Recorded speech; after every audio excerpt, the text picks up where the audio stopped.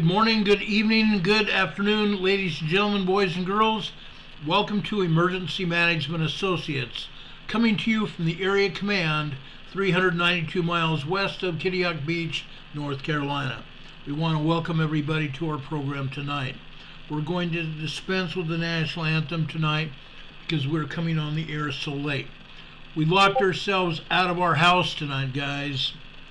We locked ourselves out of our house and we had to have someone make us some keys to let us back into our house, and we still don't have all of the keys that we need. So we're going to have to make some more keys tomorrow. However, that's not why we're here. I want to tell you exactly what's going on. Okay? Saturday night, Washington, D.C. This is what happened there. The pro-Palestinian movement, tens of thousands of people bore down on Washington, D.C. Saturday. Tens of thousands of people from all over the country being bussed in to Washington, D.C. Bussed in on buses into Washington, D.C. to play games in Washington, D.C. We see this fence here. You see Secret Service men on the White House side of the fence. Secret Service men holding up the fence, literally. Okay? This is just a picture. Let me show you what really happened. I'm not going to play the audio portion for you because I'm afraid we get a copyright. Let me show you what happened in Washington, D.C. Saturday night. This is despicable. This is completely despicable. This is coming from the Next News Network. Look at this, guys. Watch this. See the fence moving? The Secret Service members and the Capitol Police and Homeland Security ended up holding the fence up. The Palestinian protesters pushed the fence down. Look how that worked out. Biden and the White House staffers were ushered out of the White House and put in protective areas. Okay? They couldn't help but do that. They had to protect the White House staffing people. Biden was not there. Biden was at Camp David. He left for Camp David early Saturday morning. I am sure that his sources, including the Secret Service, knew that these people were cascading upon Washington, D.C. Saturday night. I believe they actually arrived on Friday to mount a major protest. Tens of thousands of pro-Palestinian protesters. Some of them didn't even realize why they were there. The major news media did not cover this. The Daily Mail out of London showed video of tens of thousands of people that cascaded down on Washington, D.C. But they did not report about the chaos that erupted after sundown in front of the Capitol building, the White House, and other parts of Washington. Huge protesters. Huge amount of protesters, and the fence around the White House was knocked down. Again, Homeland Security, U.S. Capitol Police, and Secret Service had to hold it up. Some people got arrested, but not many. If this had been a Republican in the White House, this would not have been allowed to have happen. We have snipers on top of the White House roof. Trained Secret Service snipers. This kind of brutality on America would not be tolerated. Unreal. Complete hatred for America. The protesters were saying that all they wanted to do was get peace back in Palestine and have Israel removed from Palestine. That's what they've been talking about ever since October 7th. But it doesn't go that way. Sorry, Palestinian protesters, it does not go that way. You must know that Israel is the ally of the United States. That will never change. Israel is the ally of the West and has been since approximately 1964. Okay? And probably a long time before that. 1946, 1947, ring a bell, guys? We cannot allow this to have happen. Our country is buckling under.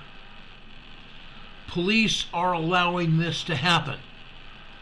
Police are being hurt. I have yet to hear of any police officers being killed as a result of these protesters. But folks, this is more than likely going to happen because these people have no loyalty to this country. They have absolutely no loyalty to the United States. Who let them in? Biden. The Biden administration let these protesters in to the south of the border. These people came across undocumented. Undocumented. The Border Patrol, the local police in Texas and Arizona have confiscated millions of ID cards and passports on the Mexican side of the border. Before these people come into the United States, they drop their identification. Many of these people come undocumented, have no identification whatsoever, because if they did, they would never have been allowed into the country. This is happening. It's out of control. We have approximately 4 million people that have come across the southern border of the United States. They're being bussed all over the country.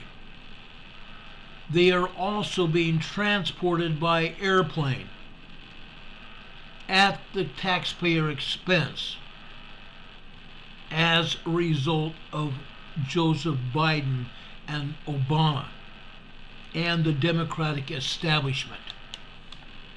It's got to stop. It must come to a screeching end. This can no longer be allowed to continue. Okay? This cannot be allowed to continue. We can no longer support these people. The California government, the governor of California, Mr. Newsom, and yes, those of you that heard me say that heard me say new scum, because that is exactly what that man is. He is allowing this to happen. The entire state of California is under siege. The government of California is bankrupt because they are paying for people that have come across the border undocumented. Thousands of people are living on the streets of Los Angeles. Tens of thousands of people are living on the streets. Our veterans, as well as the homeless who are already there, are living on the streets because of Mr. Newsom's ideas. He is putting people, undocumented migrants, into hotels and apartments and homes, giving them cash, giving them free rent, giving them free phones, hoping that those same migrants will vote for Democrats in any of the elections and to keep Newsom in power. The residents of California a year or so ago mounted a recall effort to remove Newsom from the governor's mansion in California. They had more than enough votes to recall him. They had tens of thousands, hundreds of thousands of signatures to recall him. Enough people wanted to recall him. The number of people that wanted to recall him could have done that on the ballot.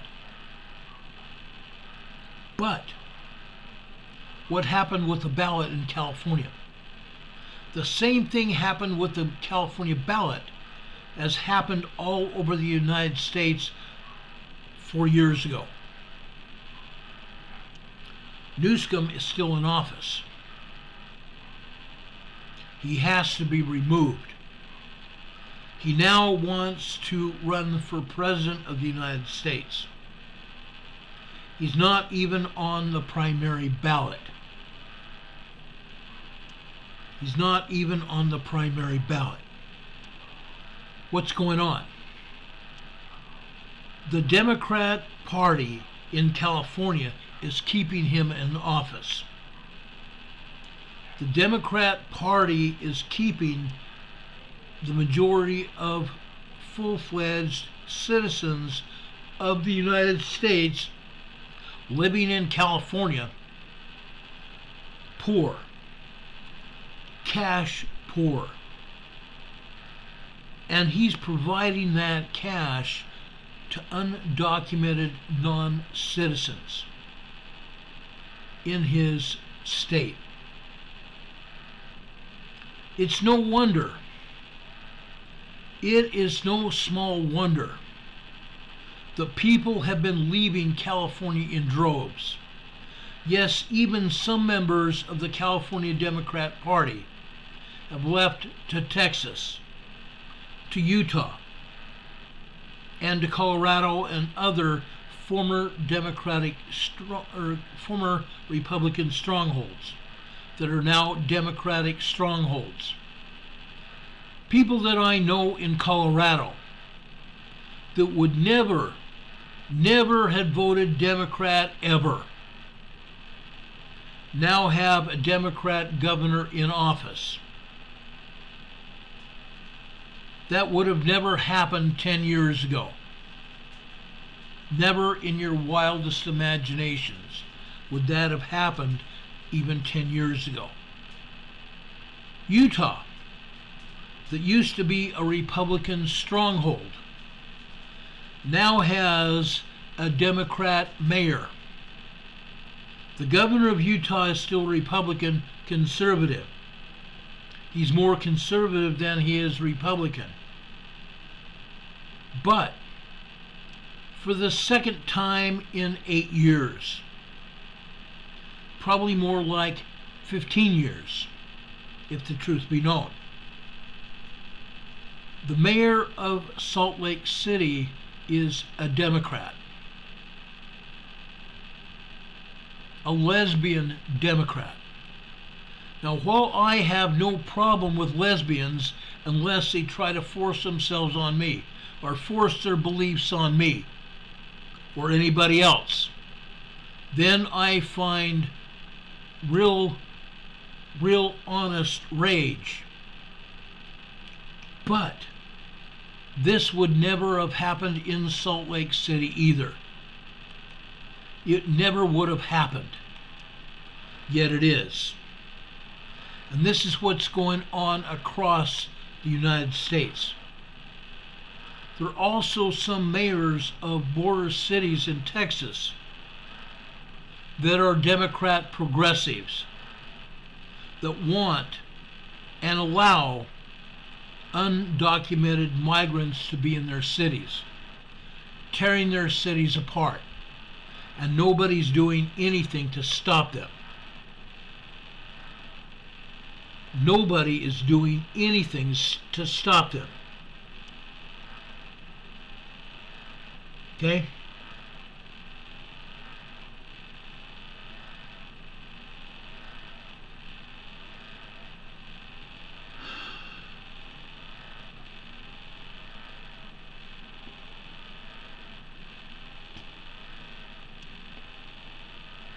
But you, everything, you need to watch what you say. We will not allow the kind of things that you're saying in this chat. I'm just saying, it can't happen. Okay? It can't happen.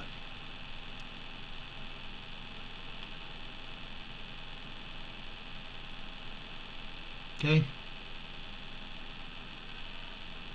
I'm the one in charge of this channel. My mods are also in charge of this chat. I will not allow anybody to put me down or my mods down or to put this program down. I'm the one in charge. I am ultimately the one responsible for this. And if anything is said in this chat that could be construed as propaganda, YouTube will take this down. I cannot allow that. Hurricane Heather says, I think he misspoke.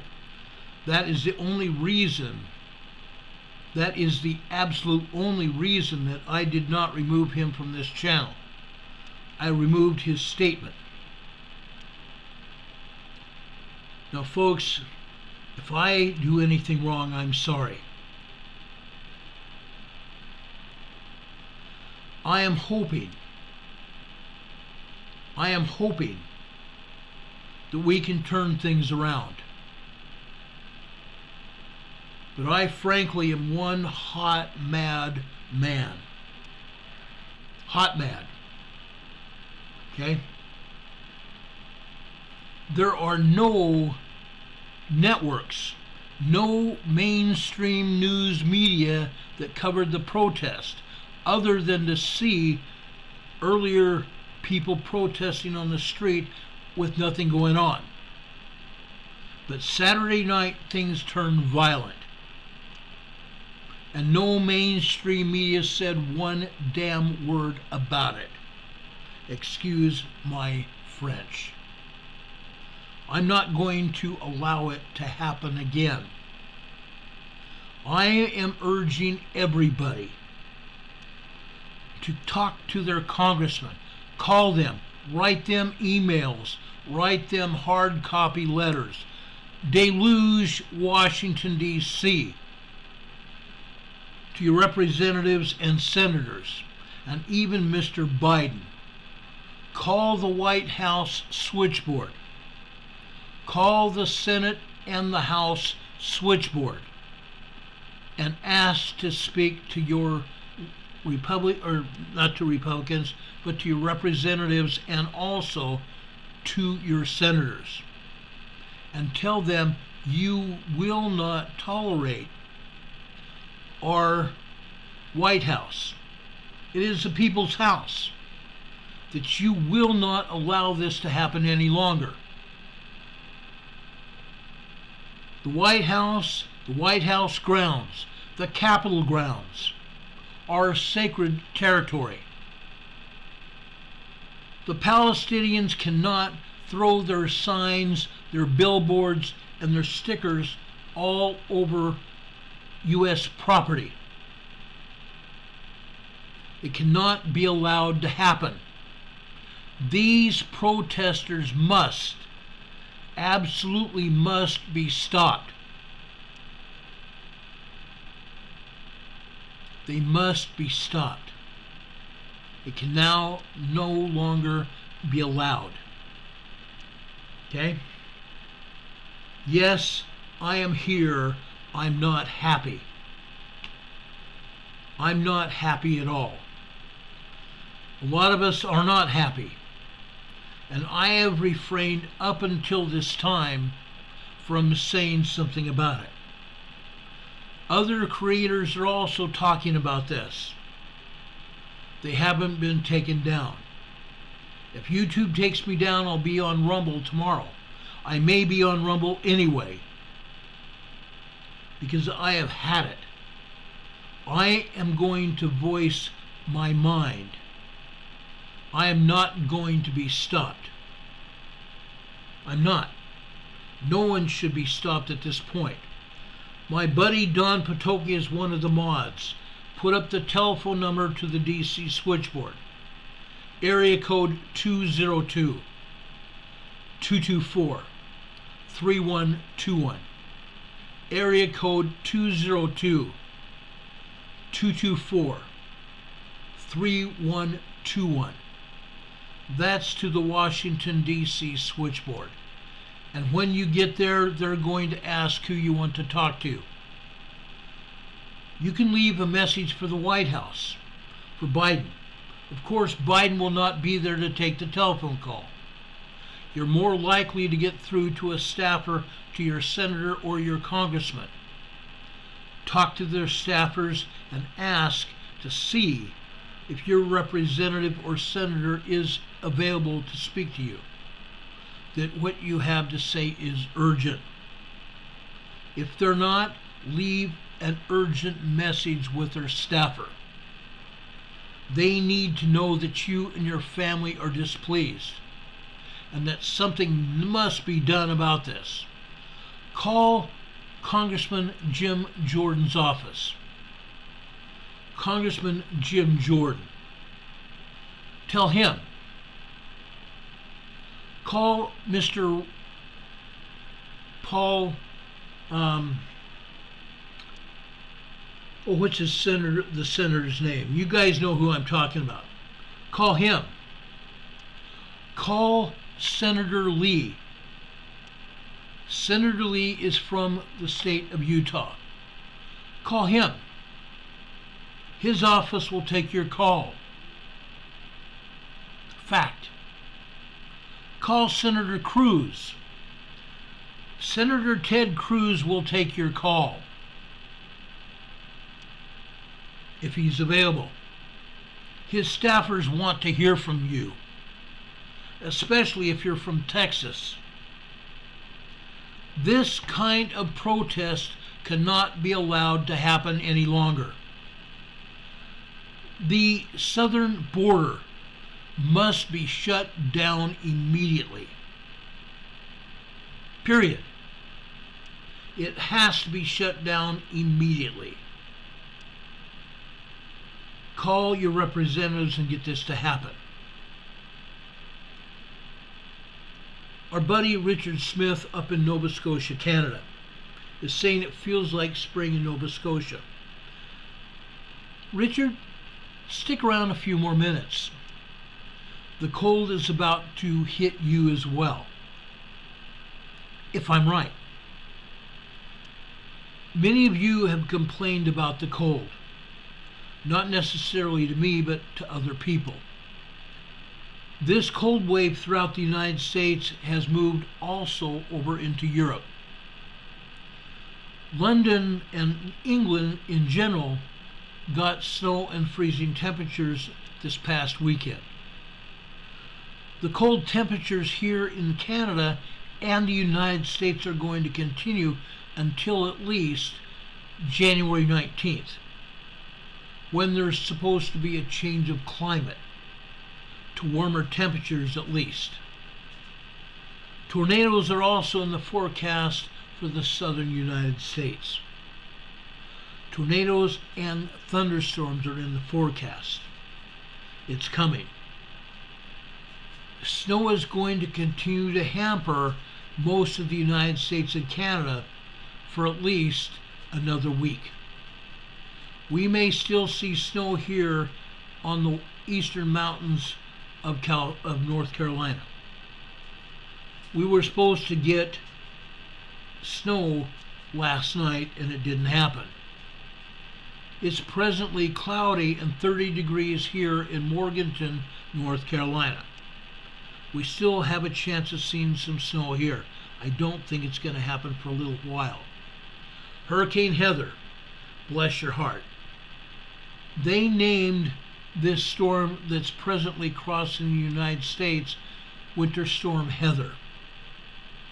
Winter Storm Heather. And this storm is bringing temperatures down to minus temperatures. Minus 18, minus 21 degrees Fahrenheit. Literally all across the United States and even Canada. In Canada, that's normal, but it's not normal here. When I lived in Fargo, North Dakota, from 1967 till the summer of 1972, the coldest I saw it get was minus 80 with the minus 80 wind chill. We had typical temperatures of minus 21 to minus 40 in Fargo many times. We had blizzards up to 3 days in Fargo. I've told you about my father being stuck on the highway, Interstate 94, between Jamestown and Fargo for 3 days during a blizzard. It's darn cold. My buddy Canadian Patriot Dave, Canadian Patriot 1, is in the chat. He says it's darn cold and snowy here. He says it's so cold there that the politicians have their hands in their own pockets. LOL. Isn't that something? The Canadian politicians have their hands in their own pockets. Incredible. Folks, this cold wave is down in southern Texas. It's down in Arkansas. It's down in Louisiana. It's down in Mississippi, Alabama, and northern Florida. It's also down in parts of southern Carolina, Virginia, West Virginia, Iowa, Indiana, New York, Delaware, Pennsylvania, Connecticut, upstate New York, and all the way up into Canada, except in Nova Scotia, where it feels like springtime. I hope, Richard, that you can enjoy it while you can. I have a feeling things are going to drastically change very soon. Don Patoka says if you're scared, maybe you should be. If you do not have your crap squared away soon, you should be terrified. If you're truly prepared, you will be saying, "Thank you, Jesus, for the knowledge and the ability." I completely agree with that statement. Folks, we all need to get prepared and get prepared immediately, if not sooner. Things have been going downhill for a very, very long time. And it does not look like it's going to get any better anytime soon. I'm just saying. I want everybody to stand up and sit up and take notice. I want people that are truly standing up for what they believe in. I want to see everyone standing up for what you believe in. Standing up for Jesus Christ. Standing up for yourselves. Standing up for what is right and true. Standing up for your children, for your families, and extended families. Standing up for your neighbors and your friends, the people you work with, everybody that is important to you. Stand up for truth and righteousness. If you think your cities and towns are not doing it, go to your town councils, your city councils, and tell them what you think. Give them a piece of your mind. and take like-minded people with you.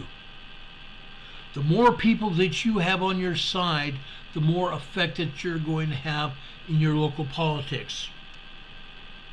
If they know that they're not being supported, they will not be out in office very long. They will resign. And that's exactly what I would love to see. I have a feeling I'm not the only bloke that believes that. I know I'm not. We need to get behind the people that are truly in our corner. The things that have been allowed to happen over the past 2 to 3 years must come to a screeching halt. The United States Geological Survey needs to stop allowing themselves to be pushed around. The U.S. Geological Survey must be told to get back to the politics of righteousness, to get back to what they should be doing, telling the truth about what is actually happening, because that is not what they're doing tonight, and they haven't been doing it for a very long time, months. They have gradually been reporting less and less of what they're supposed to be doing, and they're not reporting much of anything now. Let's go over to the USGS map, and then we're going to be talking about the rest of the Pacific Northwest and the Cascade Mountain area. I will talk about Central Oregon, and I'm going to talk about California tonight. Okay? Let's start down here in the South Pacific. The South Pacific is where everything starts. All of the seismic energy starts here. Tonight, the U.S. Geological Survey is reporting only 28 earthquakes throughout the world. Only 28 earthquakes around the world. Folks, I know there's 20 to 30 times more than that. Okay? I know that. And most of you know that as well. That lousy earthquake down here in the South Pacific is not the only one that's happened. This is a 5.0 in southern Fiji. It's a 5.0 in southern Fiji. Sorry, that don't fly with Uncle Ron. It doesn't. And it should not fly for you either. Plain and simple. It should not be allowed to continue. Ever. Never, ever. Okay? Let me show you something. Again, I'm appalled by what's going on. Even the EMSC is not reporting earthquakes.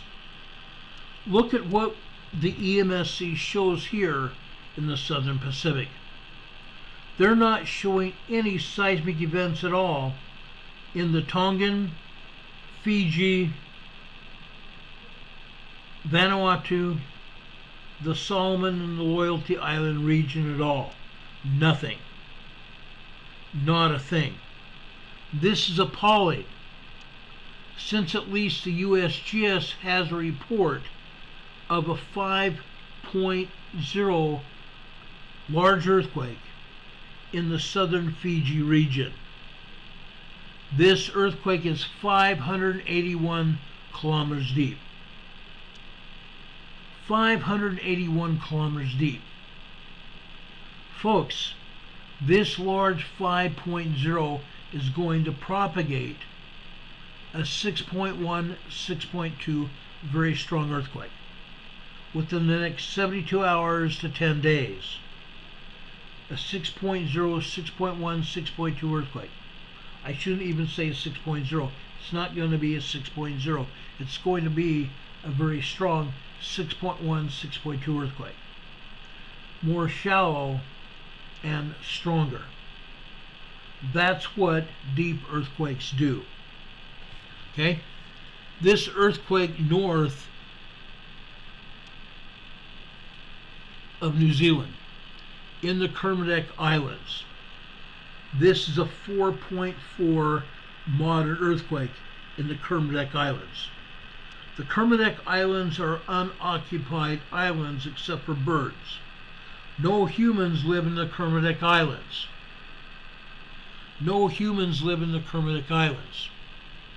Why? Because the islands are surrounded by lava rock, sharp lava rock. The only time scientists can get anywhere near there is at high tide. And they have to be out of there before low tide, or they're stranded there. They make overflights in aircraft over the Kermadec Islands. Let me show you briefly what is going on in New Zealand today. Off the northeast shore of New Zealand is a 3.13 earthquake right there. Okay? South of there, Gisborne, New Zealand, there is a, right here. There is a 2.62 earthquake near Gisborne, New Zealand right there. Going westbound into the Catcher's Mitt. The Catcher's Mitt, folks, that is the Bay of Plenty. We have a 2.35, a 2.89, and a 2.86 earthquake there in the Bay of Plenty, or the Catcher's Mitt. Okay? The Catcher's Mitt of the North Island of New Zealand. Okay? 3 earthquakes there. Another one, a 2.53 there. 2.53 there. Over on land, the north shore of New Zealand, this is a 2.93, a 3.0 earthquake there. A 2.93, 3.0 earthquake right there. Okay? Then we go down to the south central area of the North Island. This is a 2.62 earthquake there. Okay? Let's go down to the South Island. Just south of Christchurch is a 2.34 earthquake. Okay? Together with 2 other earthquakes also here, a 3.0. Actually, there's 3 earthquakes here. 4 earthquakes, I'm sorry. Okay? There's a 3.0 earthquake, a 2.34, a 2.60, and a 2.3. 4 earthquakes, with the largest being a 3.0. Right there. Okay? Now, folks, what's there? South of these earthquakes is a volcano. South of these earthquakes is a volcano. Look where these earthquakes are located. They're located in a river on the South Island. That river is an earthquake fault running east and west. Notice where these earthquakes are also here. This is on a major fault line running out of Fiji. A major fault line running out of Fiji right there. It's no small wonder why we have 3 earthquakes there on the South Island today. Many rivers, folks, many rivers throughout the world are a hotbed for earthquakes. These underneath the rivers, those are fault zones. Underneath those rivers, it's commonly known that there are fault zones there. In this case, one fault zone running out of Fiji there to the west, and one fault zone running out of Tonga. Okay? That one running out of Tonga, guess what? That is a huge, not ridge, it's a huge trench. It's known as the Tongan Trench. A huge fault zone running from Tonga all the way over there to the north shore of New Zealand. It brings earthquakes over to the Kermadec Islands, as well as that fault zone coming out of Fiji, running all the way down and through the North Island of New Zealand. Okay? That's what's really going on. USBS is not saying one word about it. Down here in southern Australia, this earthquake is not the only earthquake that hits here in the south part of Australia. Jamestown, southern Australia, was hit with a 2.12 earthquake. Jamestown has got hit every day for a week. Jamestown, South Australia, has gotten hit every day for a week now. 2.12, 2.2, 2.7, and 2.9 earthquakes. All the last 7 days. USGS not reporting it. Not reporting it. Northern Indonesia, North Maluku, Indonesia, a 5.0 earthquake. A 5.0 large earthquake. Let's move this down here. Yes, USGS is reporting this earthquake right here. South of there, Eastern Java. This is a 4.5 earthquake that, yes, USGS is reporting. This is 146 kilometers deep.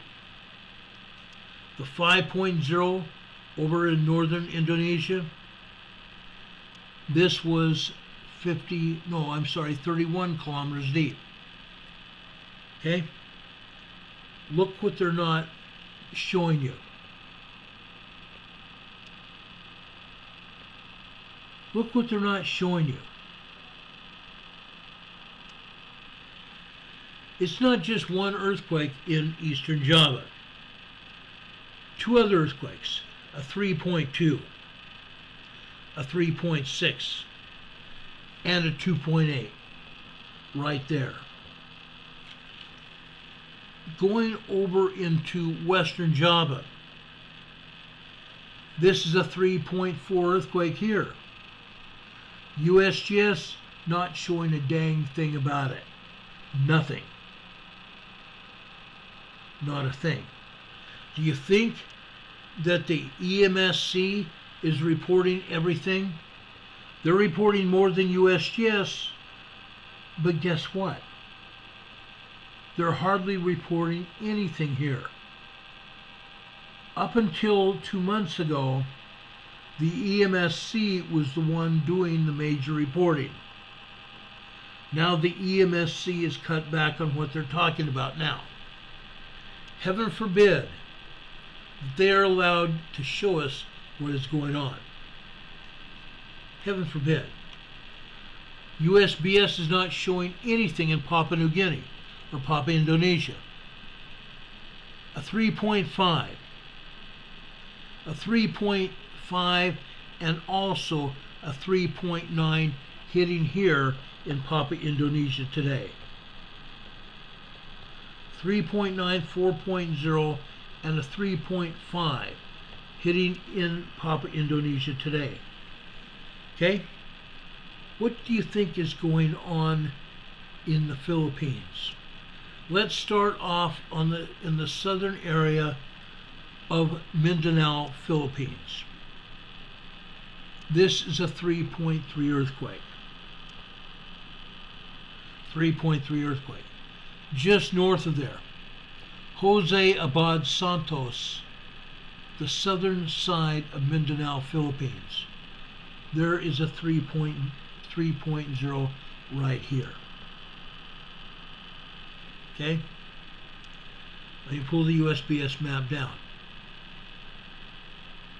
Because they're not showing anything. They're not showing squat. Nothing in the Philippines at all. Over off the northeast shore of the Philippines, we have another aftershock.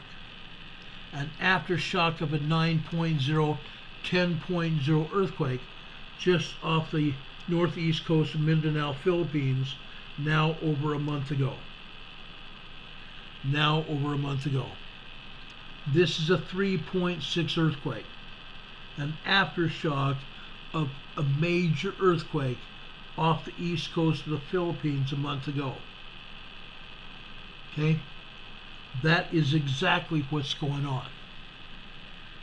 Aftershocks are going to be there, ongoing for years.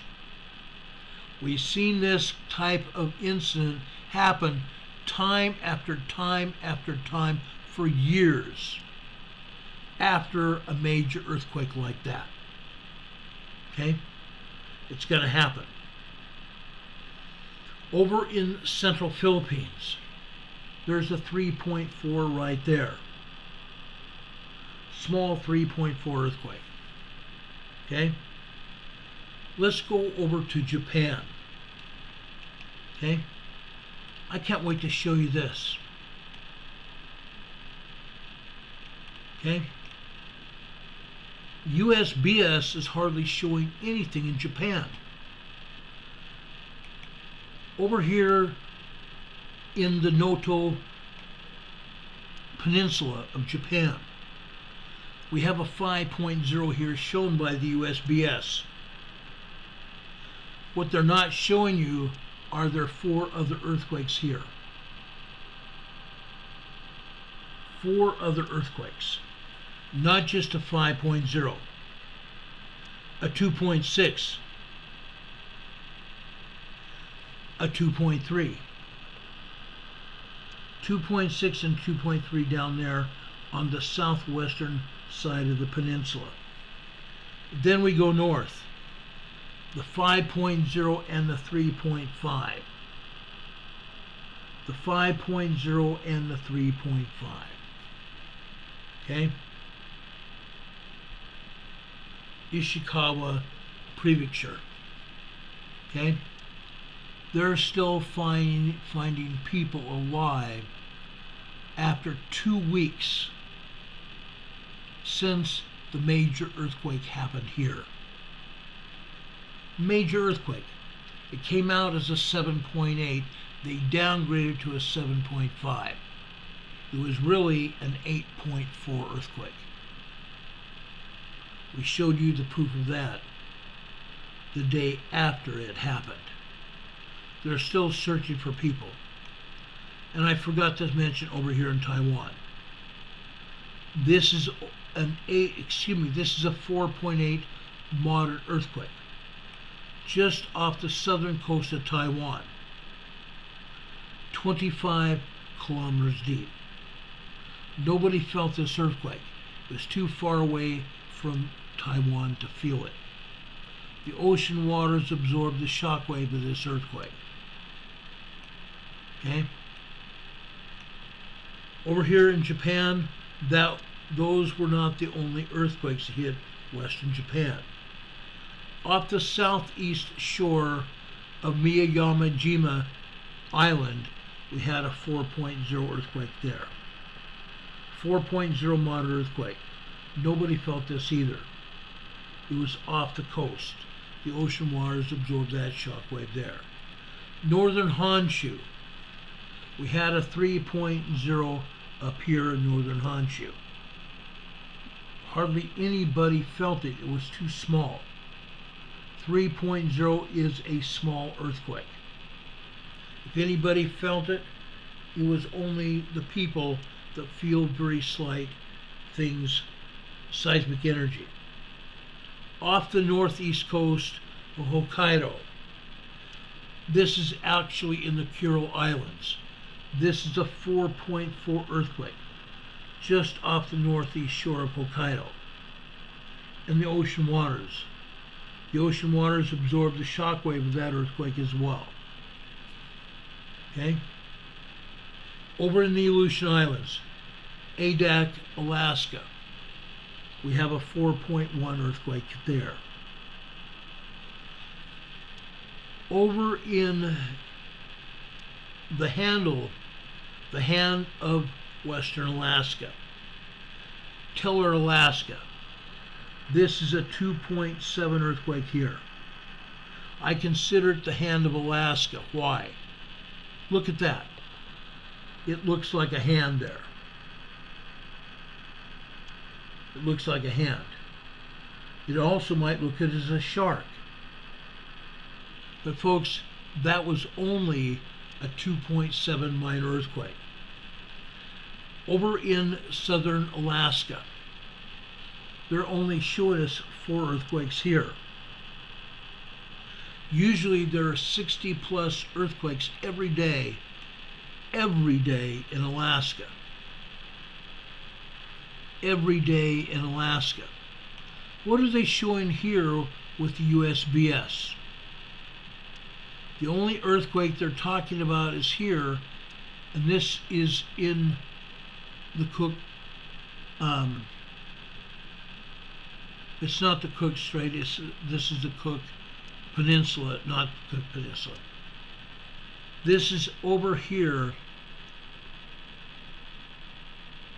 near Karluk, Alaska. Okay? This is actually south of Old Ililama volcano. This is another area where we haven't had earthquakes here in a very long time. I think we have had the earthquakes, but the agencies are not reporting them at all. This is a 2.5 earthquake. Okay? Also over in Moose Pass. Moose Pass, Alaska.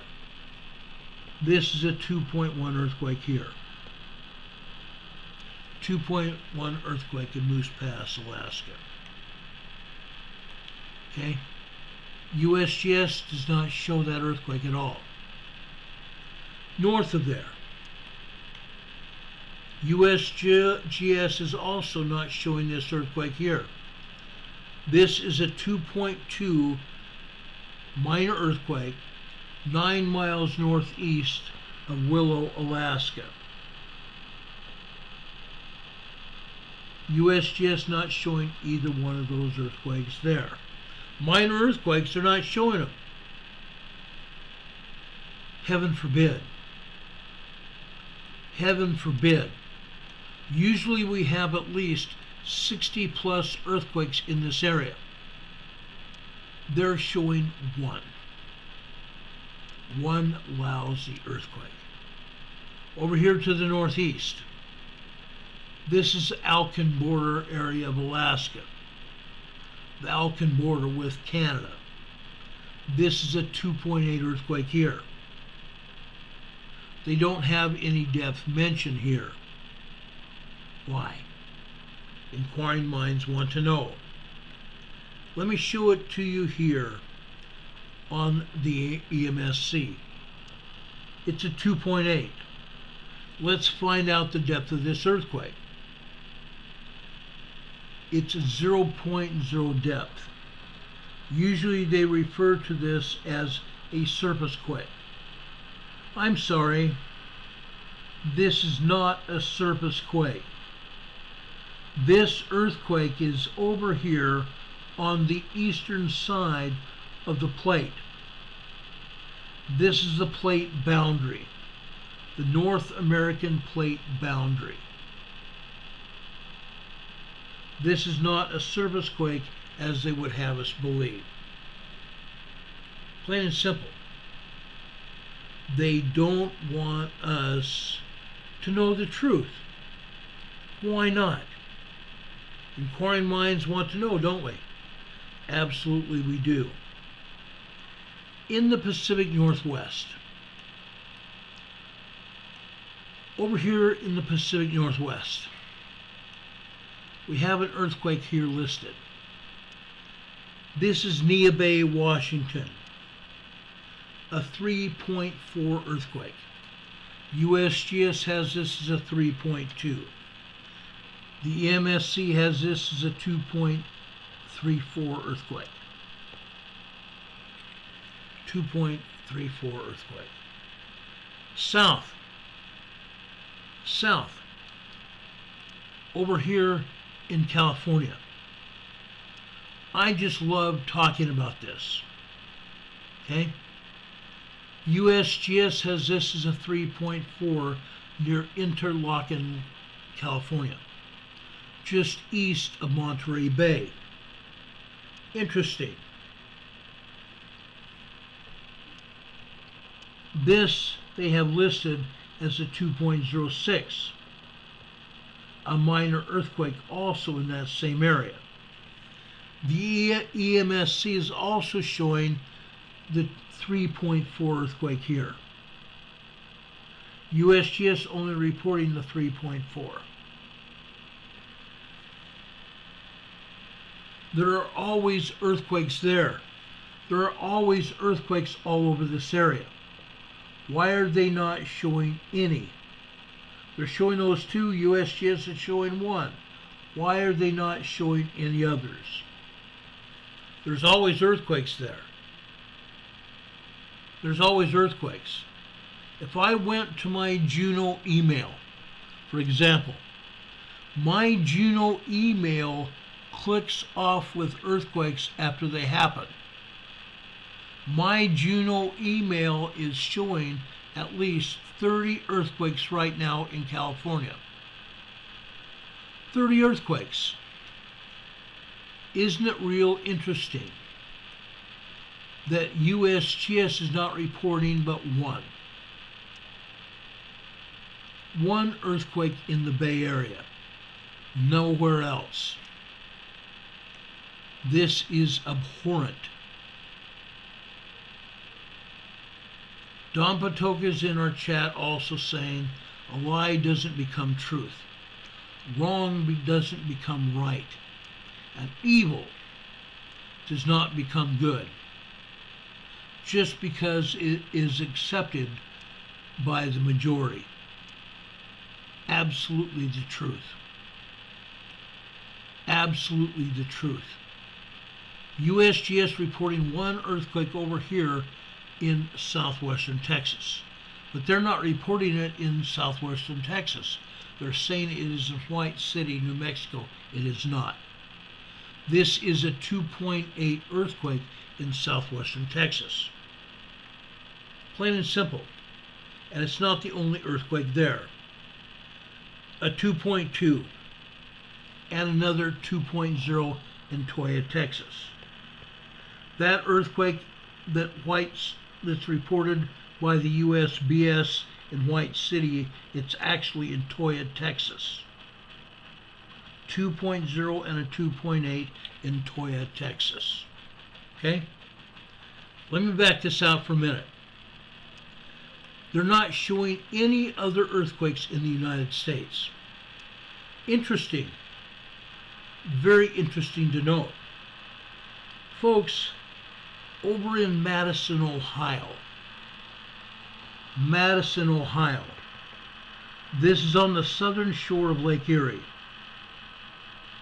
The southern shore of Lake Erie. This is another 2.0 earthquake. A 2.0 earthquake. Folks, let me tell you a little secret about the southern shore of Lake Erie here. The southern shore of Lake Erie is also famous for bringing and mining salt off the southern shore of Lake Erie. A lot of the earthquakes here in Madison, Ohio, are linked from the mining of salt over here on the southern shore of Lake Erie. Also, let it be known, there's also another fault called the Southern Erie Fault. It mimics and follows the southern shore of Lake Erie here. Okay? There's a fault line there. I don't believe this 2.0 in Madison, Ohio has anything to do with that fault. Yes, there have been other earthquakes that have been part of that fault zone, but I believe this one should be linked to the mining of salt at the southern shore of Lake Erie. Okay? Most people don't even realize that. That you can take to the bank. Okay? The USBS is not telling us the truth about anything. Nothing. Earthquakes all over the place. Tomorrow I'm going to show you earthquakes on the East Coast, and possibly even on the New Madrid. There are plenty of earthquakes had over in this area. Heaven forbid the agency doesn't talk about it. Nothing. Over here in Europe, Greece, Leonidio, Greece, southern Greece. This is a large earthquake. A large earthquake over here in southeastern Greece. This is 29 kilometers deep. 29 kilometers deep. There's usually 20 to 30 earthquakes over here in southern Greece every day. And usually over here in Crete, there are a bunch of earthquakes here as well. At least one earthquake. At least one earthquake. Let me show you something, guys. Let me show you something about Greece and Crete. Look at the EMSC map here. They're showing 5 earthquakes in Greece today. Isn't that interesting? 5 earthquakes in Greece and 1 over here in Crete. This is a 2.1 just off the coast of southern Crete. Crete is a vacationer's island here in Greece. Okay? A 2.1 earthquake. Regardless of what USGS wants to say, the EMSC is reporting a 2.1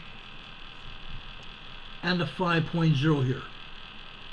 A 2.1 and a 5.0. The 2.1 is an aftershock of the 5.0. Okay? Over here, we have a 2.1 earthquake. This is east of Patras, Greece. A 2.1 earthquake. On the other side of the, I don't remember the name of the sea that's between north and southern Greece. But over on the north side, we have 3 earthquakes. A 2.2, a 2.0, and another 2.2. 2 2.2s and 1 2.0 here. Okay? Why is the USBS not showing these earthquakes? Inquiring minds want to know. Over in northwestern Greece, we have a 2.0. USGS is not reporting this either. Not a thing. North of there, this is way north in Greece. This earthquake is over at the border of Albania. This is also a 2.1 earthquake. USGS not reporting that either. Interesting. Let's go up into Northern Europe. Poland. This is a 2.8 earthquake in Poland today.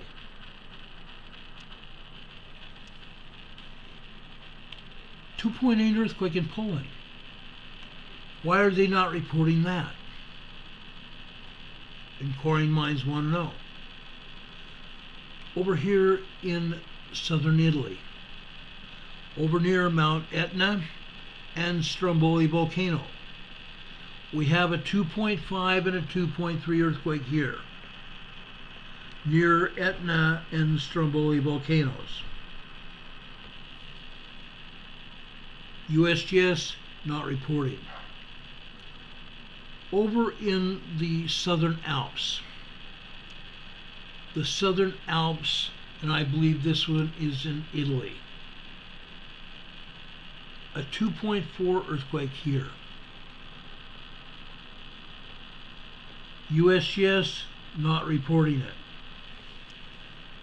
Over here, just on the other side of southern France,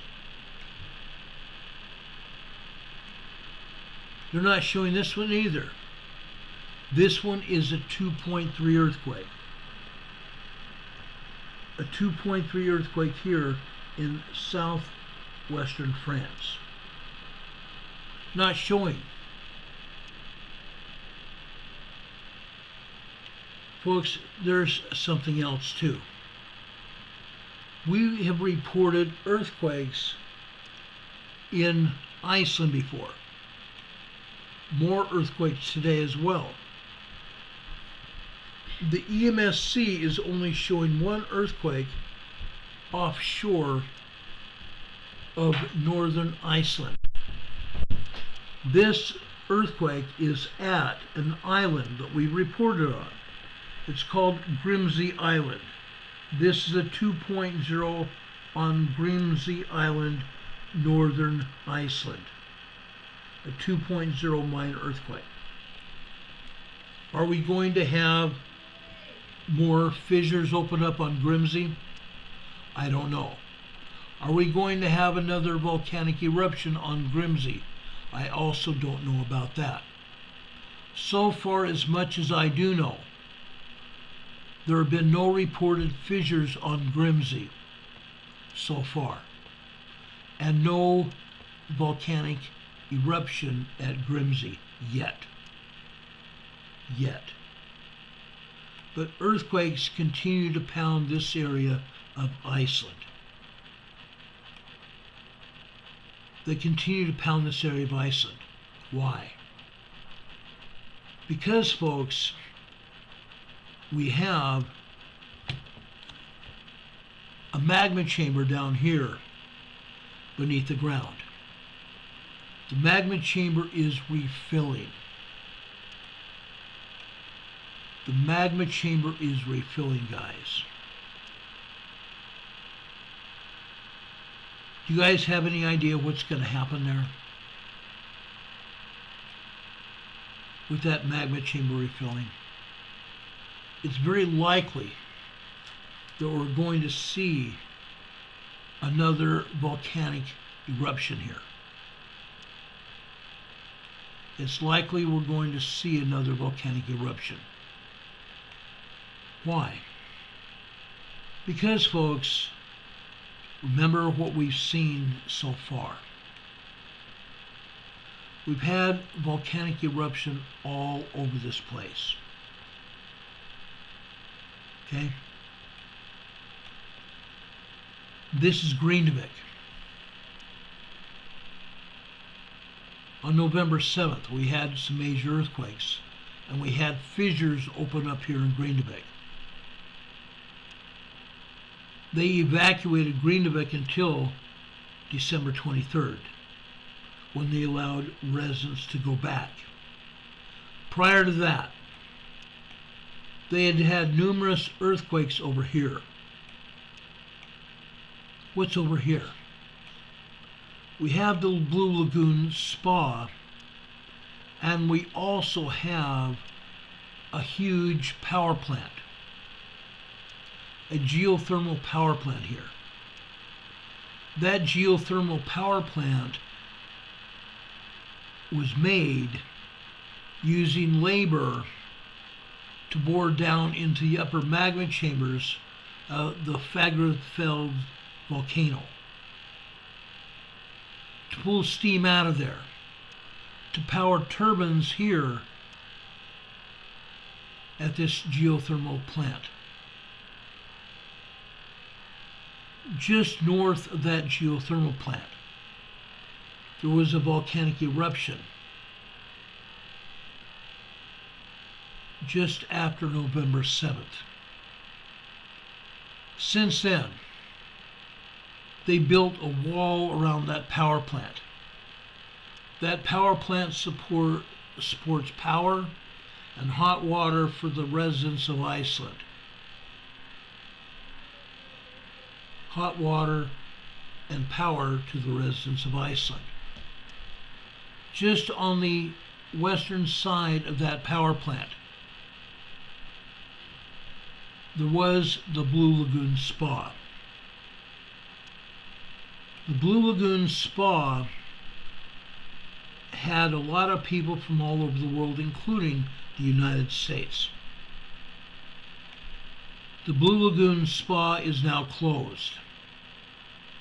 They closed it right after all of the earthquakes and right before the volcanic eruption that happened just north of the Blue Lagoon and the geothermal power plant.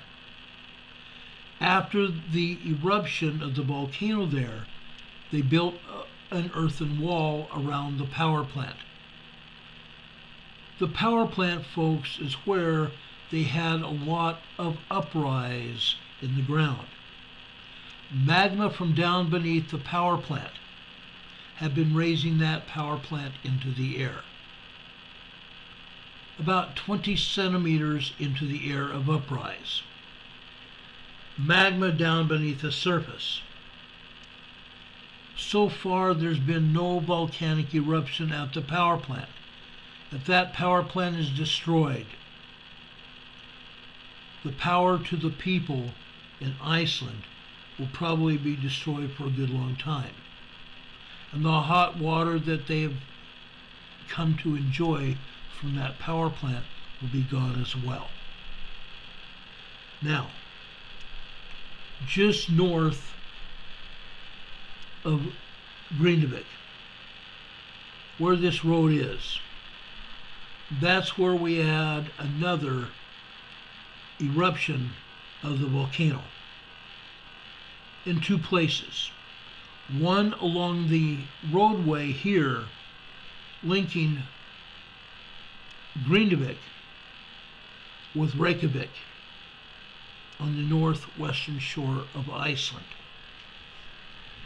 They had an eruption of the volcano here, and further north up here. Further north here, another eruption.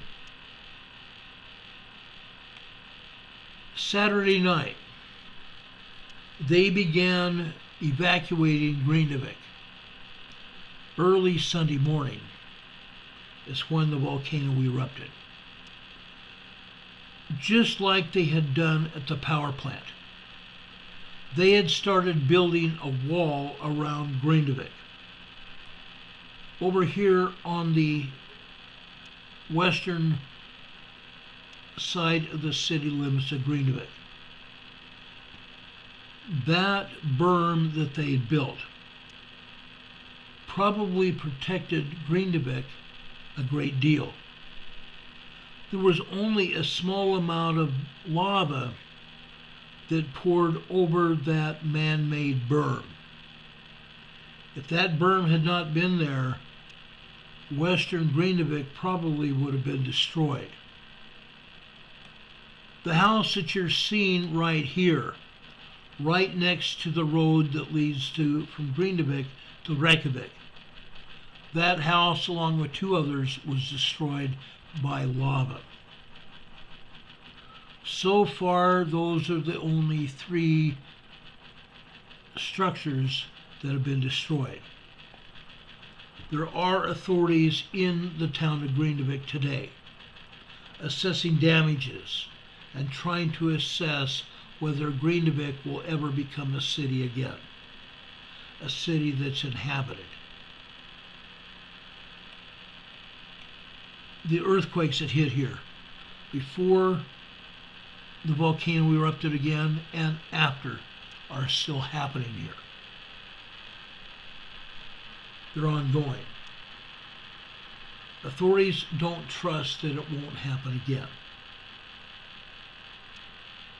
They don't trust it won't happen again. There was a flyover twice today of drones.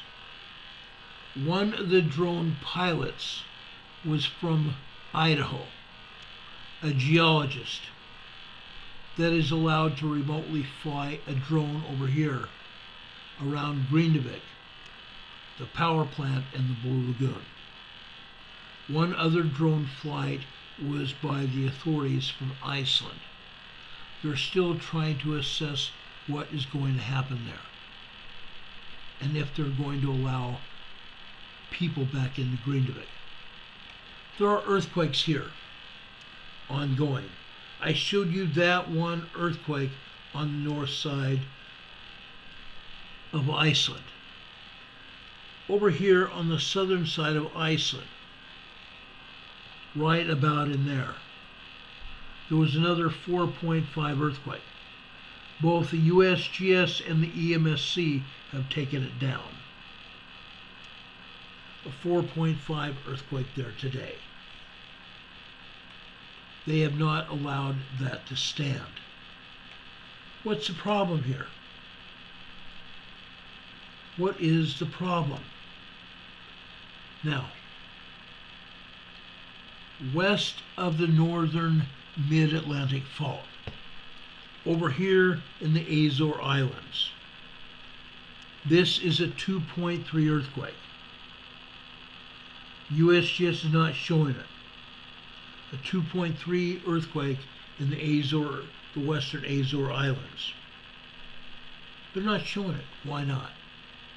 Inquiring minds want to know, don't we? Absolutely we do. USGS is showing one earthquake over in south central Chile, Longaví, Chile. This is a 4.2 earthquake, 119 kilometers deep. Would you like to see other earthquakes here in South America? Absolutely. Look at all these earthquakes. USGS denying it happens. Look at those earthquakes. There are 2, 4, 6, 8, 10, 12, actually more than that. I'm sorry. There's 2, 4, 6, 8, 10, 11, 12 earthquakes between Peru and Chile. 12 earthquakes between Peru and Chile. USGS shows us one. Over here in Congalo, Ayacucho, Peru, we have a 4.0 earthquake here. A 4.0 earthquake. Down here in northern Chile down to central Chile, we have 3s and 4s. 12 earthquakes. In northern Colombia, at the border area of Panama, we have a 3.4 earthquake here. Doggone it. There's a 3.4 earthquake there. Over in Central America, guys. Central America. We have 2, 4, 6, 8, 10, 12, 14 earthquakes in Central America. 14 earthquakes in Central America. USGS shows us one. Right here in Panama. A 4.4 earthquake, 10 kilometers deep. Folks, besides that, we have an earthquake in Costa Rica, a 3.1. We have another 3.1. And we have 3 3.1s together right here. 3 3.1 earthquakes there. Okay? North of there, guys, what do we have? Northern Costa Rica, we have another 3.1 earthquake here. Northern Costa Rica there. Here's another one off the coast of Costa Rica. 6 3.1 earthquakes in Costa Rica today. Interesting. El Salvador, a 3.3 and a 2.8. 3.3 and a 2.8. In southern Mexico, a 2.1. Interesting, look at the other earthquakes here. 15 earthquakes in southern Mexico, and that's just the ones we know about. Why do I say that? Because the EMSC is also not telling us where these earthquakes are and what's going on. They're also not showing earthquakes. Okay? 3.5s, 3.6s, 4.0s, 4.5s, 3.8s, 2.4 over in northeastern Mexico. I'm sorry, not north, but southeastern Mexico, over by Popocatépetl volcano. There's a 3.9 over there, representative of 3.9s, 4.0s, and 3.4s all over this area. Okay? About 15 earthquakes total in southern Mexico. USGS again absent at the key. Still over in southern Mexico, just along the Riviera of Mexico, we have a 3.3, a 3.1, another 3.3 in Manzanillo, a 3.5 east of Manzanillo there. Okay? Just along the shoreline of the Riviera of Mexico. Okay? Interesting that we don't know anything about it. Not a thing is being said about it. What about earthquakes over here in California? What's going on with that? They're not showing any earthquakes at all in Imperial Valley. Why not? Because they're lying about it. On the border between Imperial Valley and Mexico, we have a 3.5 earthquake here. Okay? That is actually in Mexico, on the Mexican side of the border. However, up at the southern side of the Imperial Valley and Mexico, Guadalupe, Victoria, Mexico, Calexico. Calexico is in California. We have 2 earthquakes, a 3.5 and a 3.1. Guadalupe, Victoria, Mexico. What happened in 2010 here? April 3rd, 2010, we had a 7.1 earthquake. April 3rd, 2010, we had a 7.1 earthquake right here. Okay? It's going to happen again. That earthquake was felt as far north as Los Angeles. Skyscrapers in San Diego shook violently. Glass from the windows of the skyscrapers were knocked out of the skyscrapers and hit the ground on the street. Calexico was severely damaged. Many of the buildings in Calexico on the north side of the border had to be destroyed and carted off as a result of that earthquake. Several people were killed in the Imperial Valley. A lot of people were injured here. No people were injured in San Diego City, luckily. But people here in the Imperial Valley were.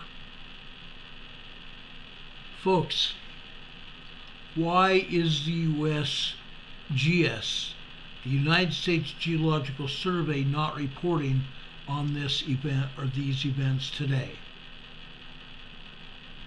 Why? Don't you think that people in Imperial Valley, San Diego, and Los Angeles should know about this? Absolutely 100%. People in Arizona also felt that earthquake in April of 2010. Don't you think that the people over in Arizona should know about that? Absolutely they should. Why are they not being told about it? Inquiring minds want to know. Inquiring minds want to know. Now I showed you earthquakes around the world. Let us detail what is going on in the Pacific Northwest. I believe all of you deserve the right to know what's going on. Folks, we're continuing south from Mount Hood. This is Newberry Volcano. Newberry Volcano, Surveyor's Cave. Look at the tremors and minor earthquakes hitting here at Newberry Volcano.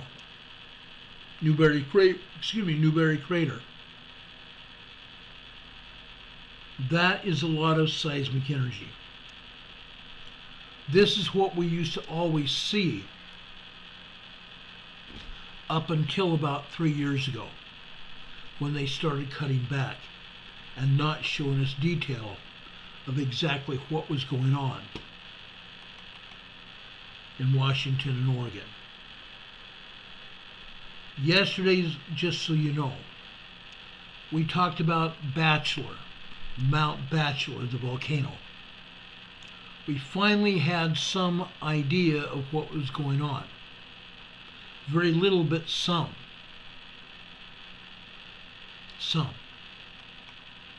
Folks, everybody has the right to knowledge about what's going on. They're holding information back.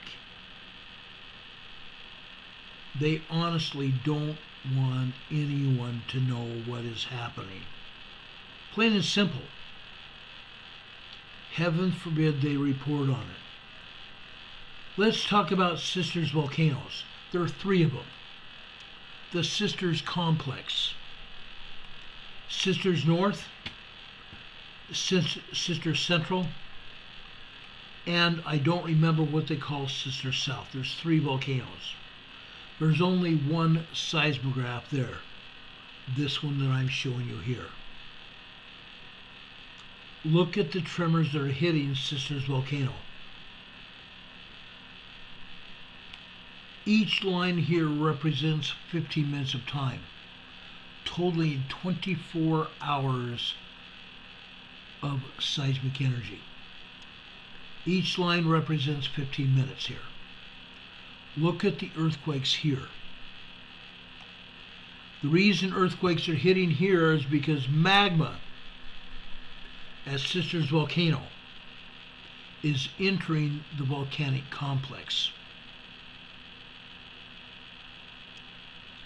What you're seeing here on every line is what they call pulsed magma signals. P-U-L-S-E-D, pulsed magma signals. The lines here are thin and get thicker and get thinner again. That's called pulsed magma signals.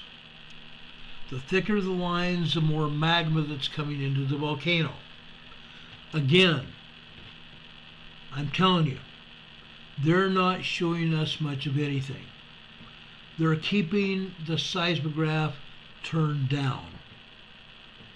Heaven forbid they let us see exactly what is going on at this or any other volcanoes. But you can see there's activity there. activity that's making its way through the turndown.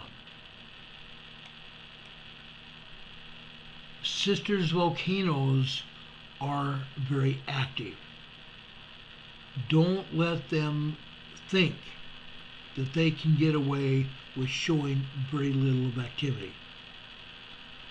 Just about a year or so ago, they were concerned that sisters volcanoes were going to erupt. There was that much activity. Things have calmed down a little bit since then. Some. Now I'm going to show you another seismogram here of this area. This is the Husband volcano. This seismogram is not seen by the U.S. Geological Survey. The only agency that's reporting anything from Husband is the Pacific Northwest Seismic Network. And even then, sometimes they turn the seismograph off. So there's nothing showing here. As you can see here, there's plenty of activity at Husband volcano.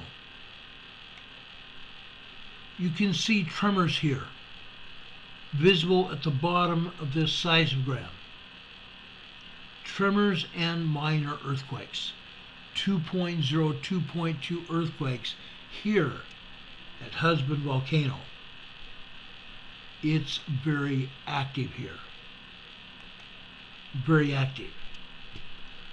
So is Newberry Crater, Husband, Sister, and even Brother and Bachelor.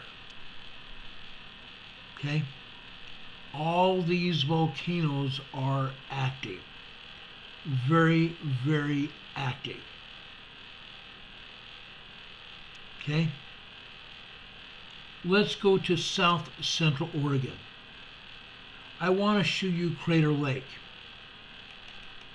Crater Lake, Cleetwood Cove.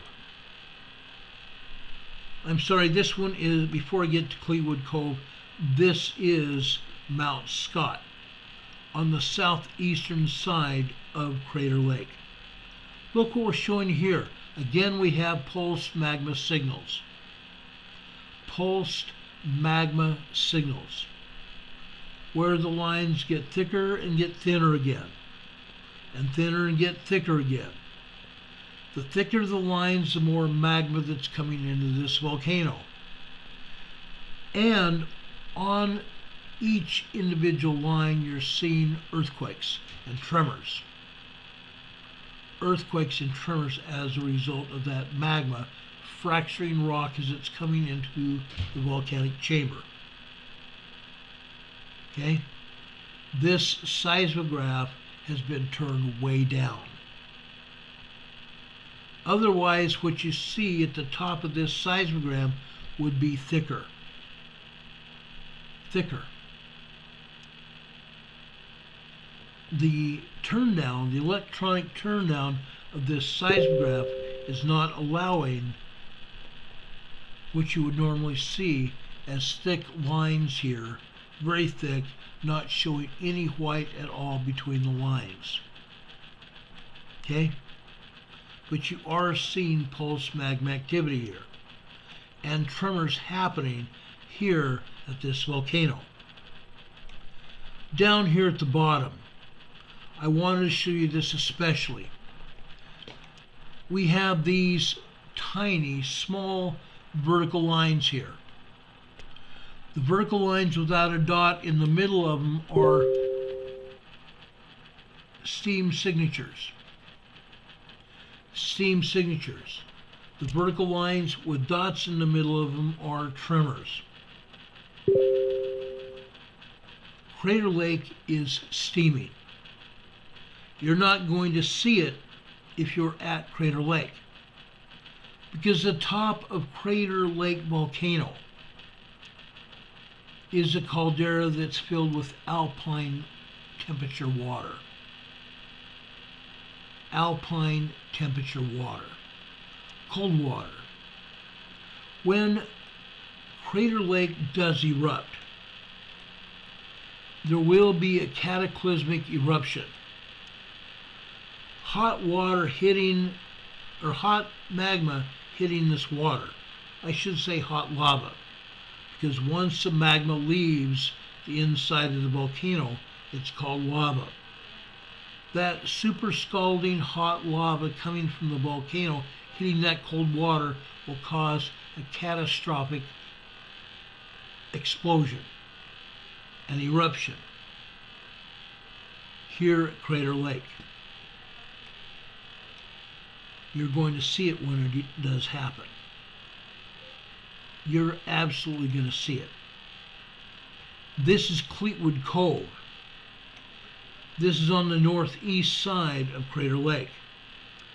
We're basically showing the same thing, just a little bit different eye on it.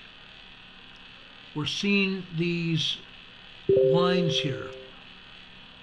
Each individual line again represents a 15-minute time period. You're seeing a lot of magma coming into Crater Lake. The same thing that we showed you here at Mount Scott. Okay? Same time period. But look what they're not showing you here. The seismologist here at Crater Lake. And this is a USGS seismogram. The seismologists here have turned off the seismograph. They turned off the seismograph prior to 10 p.m. Over at the top here it shows 22:15, 10:15 last night. So prior to that, at 10 p.m. last night, the seismograph had been turned off. They did not turn it back on until after 1:25 a.m. this morning. Look what we're showing you here. There's been an electronic turn down. So what we're seeing here is very little of actual activity, because they don't want us to see it. Go figure. Let's go further south to Mount Shasta. Mount Shasta, folks. What I'm going to show you now at Mount Shasta is actually very little, because they have turned down the seismograph to where they're almost not showing anything at all. Okay? This is seismograph LDB on the southern flank, the southern side of Mount Shasta in Northern California. Mount Shasta and Mount Lassen are the southernmost volcanoes in the Cascade Volcanic Mountains. We're seeing fairly thick lines here. Magma infill, pulsed magma signals here. There is a lot of magma coming in to Mount Shasta here. You can see it. You can also see time periods where they shut off the seismograph. You can see earthquakes and tremors hitting here. We have a fairly good sized steam signal here after 1700 hours yesterday afternoon. 1700 hours yesterday afternoon. There's a thin steam signal here. It's about 1.5 inches long. Prior to that, we see a tremor. But look what happened when they turned the seismograph off. Nothing. They turned the seismograph off here just after 2:15 a.m. this morning. Turned it off. OFF off. Nothing was recorded until 8 a.m. this morning, when they turned the machine back on. Before it happened, before the turn down and after, we show a good sized volume of magma entering the volcano. Magma entering the volcano is causing magma uplift to the volcano. Rock fracturing caused by pressurized magma coming into the volcano. Magma is coming into the volcano at a very high rate. The pressure is causing rock fracturing inside the volcano, which is causing the earthquakes. Now, over on the bottom right hand side here,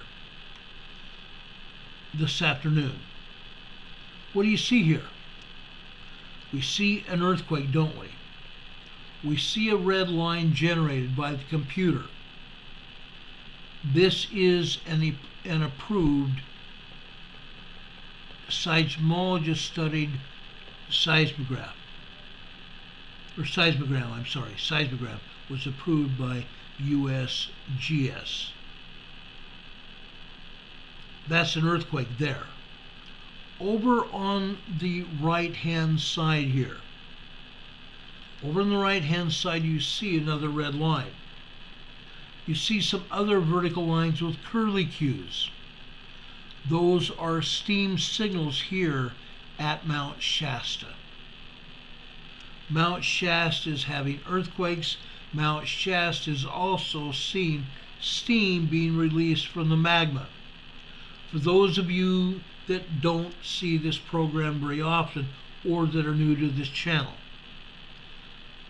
steam is being released from the magma here. 6 to 7% of all magma is water. 6 to 7% of all magma is water. When this magma reaches a certain temperature, and there are areas, especially around the summit of the volcano, that allow the steam to boil off from the magma and be released into the air outside the volcano. That's when we see steam signals coming from the magma, coming from the summit of the volcano. Why does that happen? Let me move this microphone away here so I can show you. There is a lava plug at the top of every volcano, at the summit. Lava has hardened since the last eruption of the volcano. Now magma is coming up from underneath, pounding away at that lava plug. The area between my fingers, let's consider to be fissures in that lava plug. Fissures caused by the pounding of magma beneath that plug, causing those little holes in that lava plug. Those holes in the plug allow the steam to be released just like this, through those tiny holes in that rock. The hot steam also enlarges those holes, and at some point in time, with the heavy pressure of the magma beneath the plug and that hot steam enlarging those fissures, at some point in time that plug is going to disintegrate. That plug is going to pop, and we're going to have an eruption of the volcano. In this case, it's Mount Shasta. Look at that earthquake over here on the lower left-hand side. That is a good-sized earthquake. I would dare say it's probably close to a 3.0 earthquake at Mount Shasta. Now, I'm going to tell you one thing. USGS does not want us to see what's going on. There are 11 different seismographs around Mount Shasta and around most of the volcanoes, including Mount Lassen. Only 1 or 2 seismograms are allowed to be released by the agency. They're only letting us see 2 or 3 seismograms every day, sometimes not even that.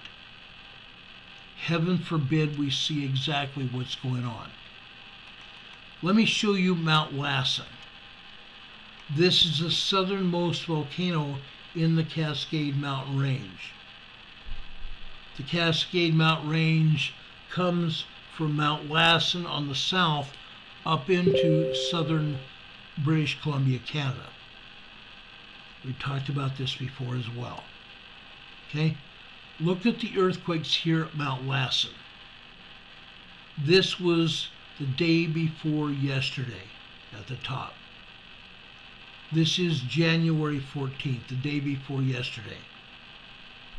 This was January 14th at night. Okay? Look what we're, actually this is at 2 o'clock that afternoon. Look at the earthquakes hitting here. Earthquakes and tremors hitting all over here. Then all of a sudden, the reporting stops. Yet, these lines don't stop. The lines don't stop. There's still magma pouring into this volcano. What is the problem? USGS has whitewashed, erased the earthquakes. They have erased the earthquakes. The lava coming into this volcano always causes earthquakes and tremors. It fractures the rock as it's coming into the volcano. Why did they turn it off? Why did they erase the data? Because the data came back just after 1 a.m. this morning. And they turned it back on. Look at this. They turned it back on for the rest of the day yesterday. Look at these earthquakes and tremors hitting all over Mount Lassen yesterday afternoon. Good-sized tremors and earthquakes. In some cases, 2.5, 3.0 earthquakes. See the red lines down on the left-hand bottom of this seismogram? The computer generated those lines, getting the attention of the seismologist. Hey, look at this. That's what happens. Hurricane Heather is talking to Kim on the chat. Linda L. and Kim usually get footage from Shasta and Lassen, but we've had bad weather and we can't see them. They have shown us steam being released from this volcano and Mount Shasta as well.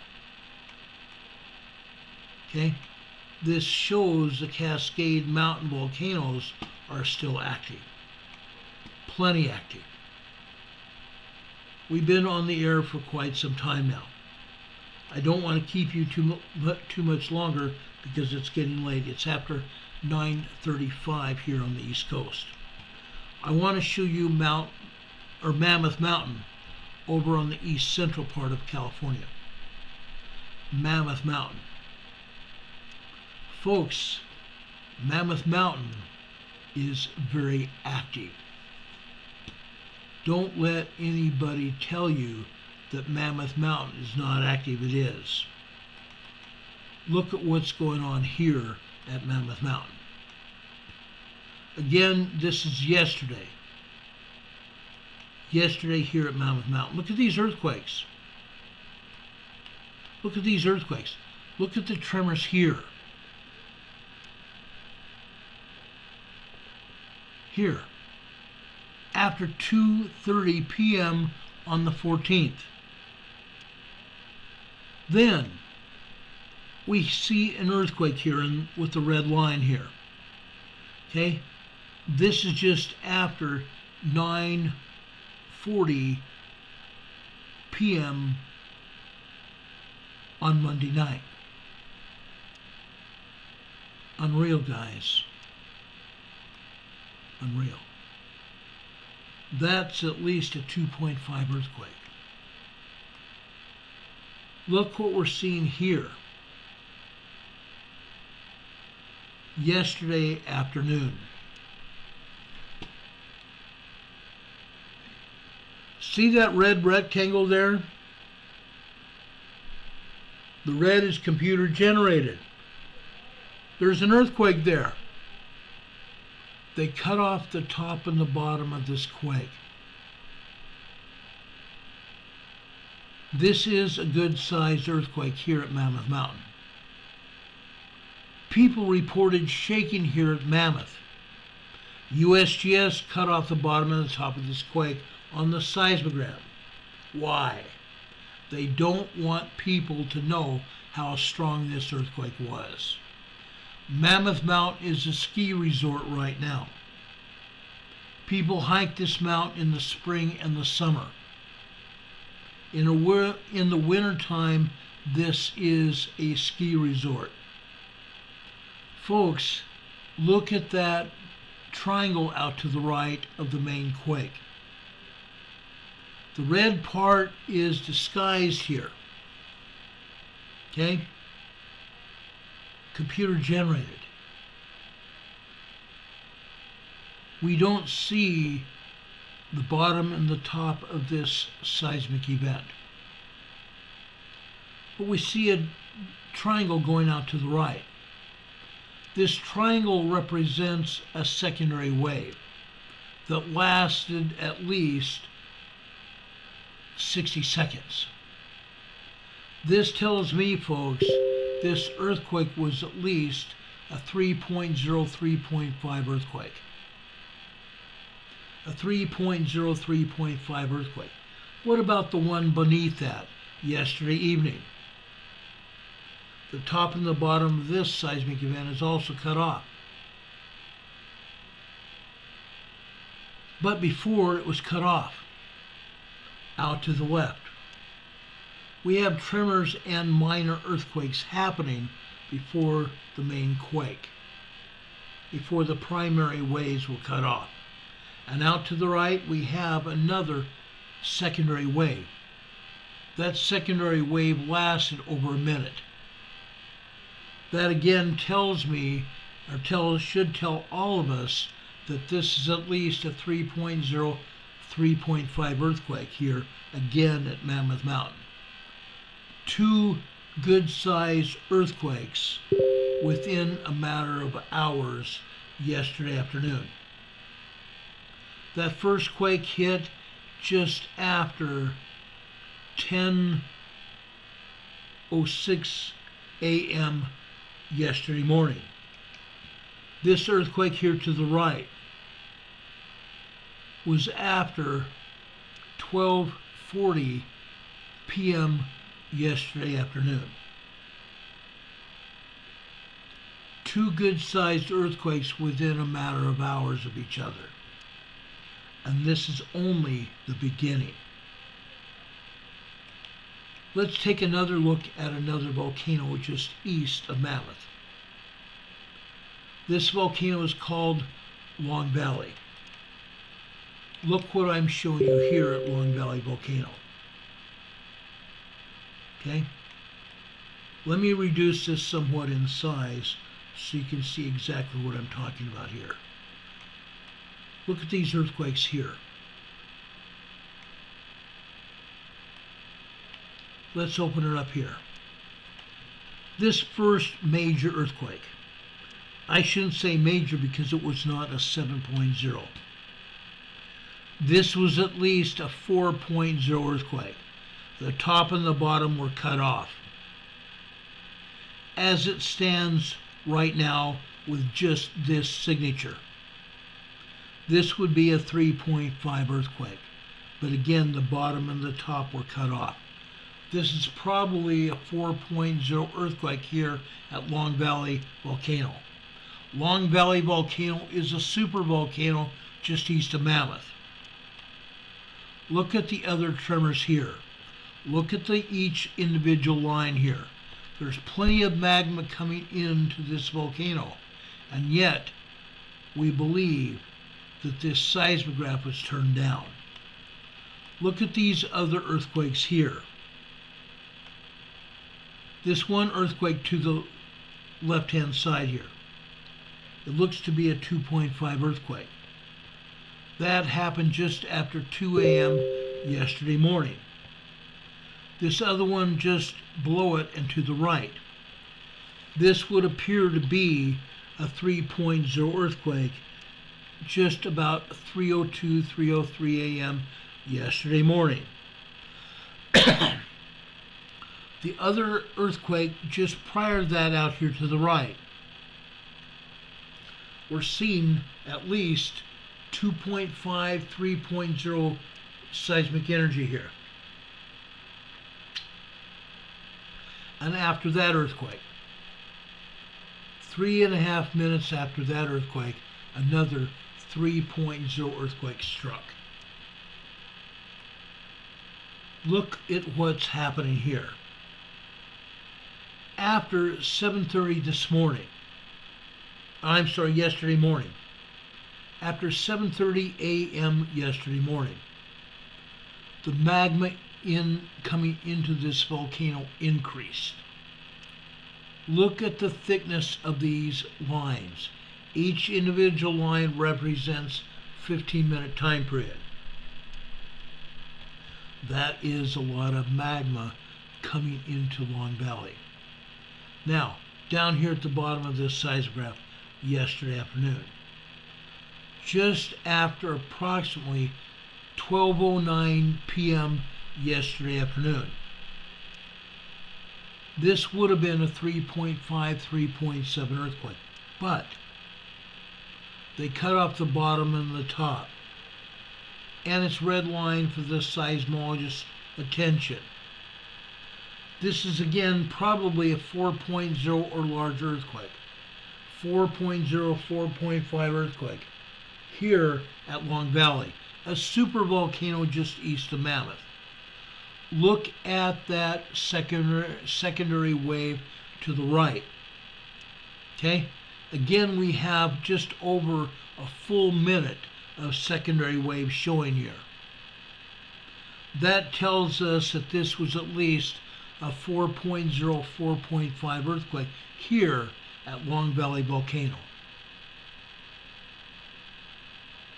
A supervolcano, guys. A supervolcano. What you need to know also is this. Long Valley Volcano caldera is 23 miles in circumference, 23 miles in diameter. What is that telling you? That is a rather large volcano. What is west of Long Valley? Mammoth Mountain. There is a school of thought from the scientists that believe Long Valley and Mammoth Mountain are related. That Long Valley and Mammoth are in the same caldera. And if that's the case, two major volcanoes in the same caldera. The width of the caldera would be over 70 miles wide. 70 miles wide. Both volcanoes are active. Both volcanoes could erupt almost at any time. There's plenty of data to show that this and Mammoth could erupt almost at any time. One more seismogram to show you here at Long Valley. Look at this one, guys. Look at this from Monday night into Tuesday. I should say Monday afternoon into Tuesday. Look at this tremendous activity Monday afternoon. 3.5 to 4.0 earthquakes here. Look at all these earthquakes at Long Valley, guys. This should be troubling to anybody living in this area. Mammoth Mountain is a ski resort.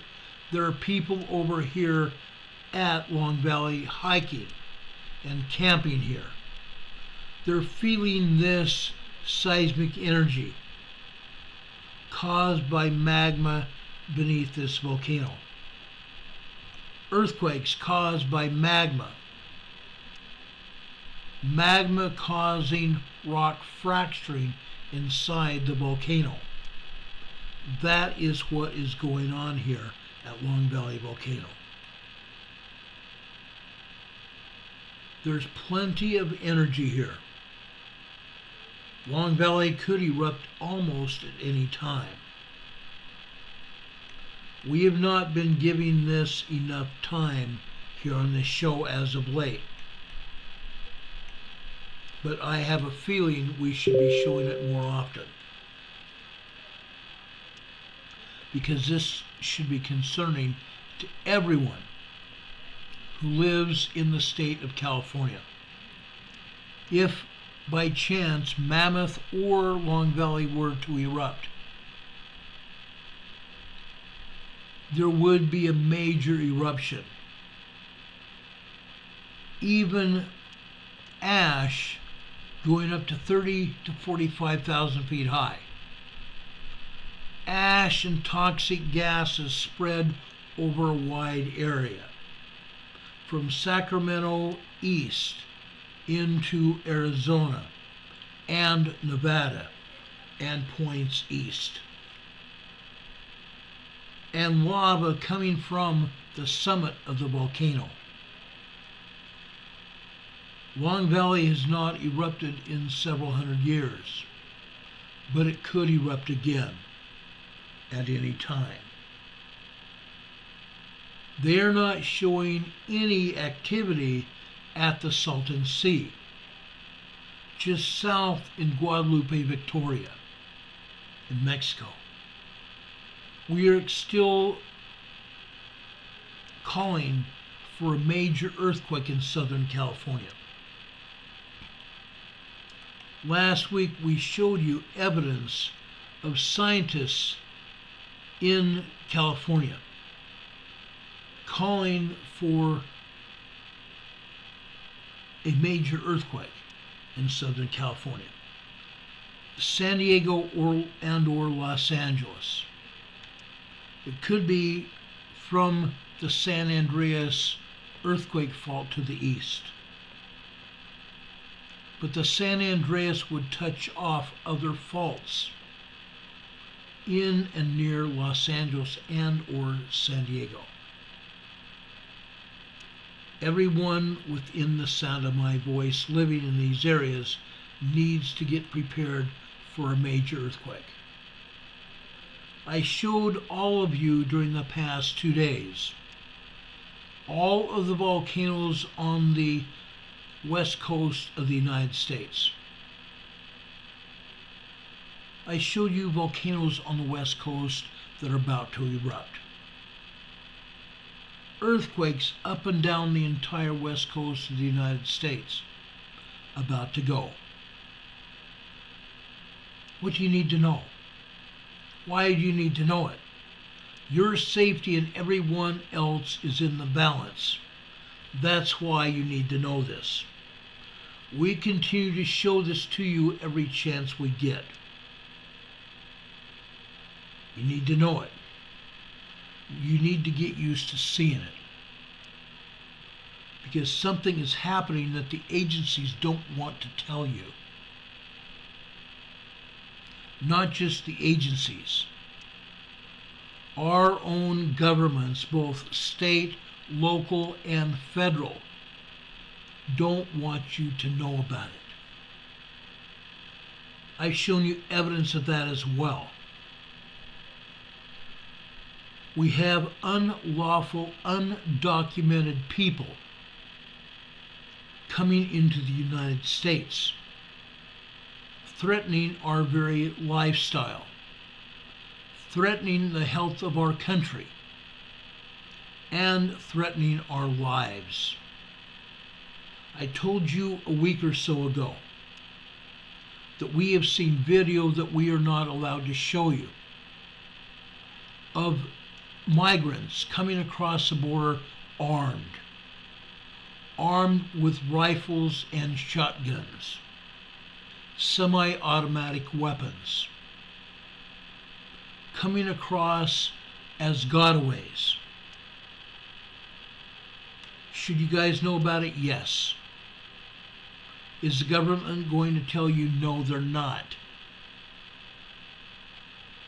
What is happening in Washington, I just told you about. Violent protests that they are not allowing anyone to see. The only reason we know about it is private videographers getting the information that I showed you tonight. Private videographers that are showing us what is going on. Right here. You can see the law enforcement on the White House side of the fence. This was before it became violent. And we showed you the violent part of it just prior to where this video, I ended this video here. Right here. With the pro-Palestinian forces pounding on the fence, trying to push it over. And the police departments, the Capitol Police Department, Homeland Security, and the Secret Service holding the fence line solid. And the pro-Palestinian forces trying to push it down, and they did push it down. None of the mainstream media showed you this. The Next News Network did, and I got a picture from somewhere else. Folks, our lives hang in the balance. Our livelihoods hang in the balance. What is going on in Davos today and this week? There are secret meetings going on. Secret meetings going on with elite forces around the world. Davos, Switzerland. I do not want to show you or have this seen in the chat. This organization here is meeting in Davos, Switzerland as we talk. This organization here is also meeting in Davos, Switzerland today.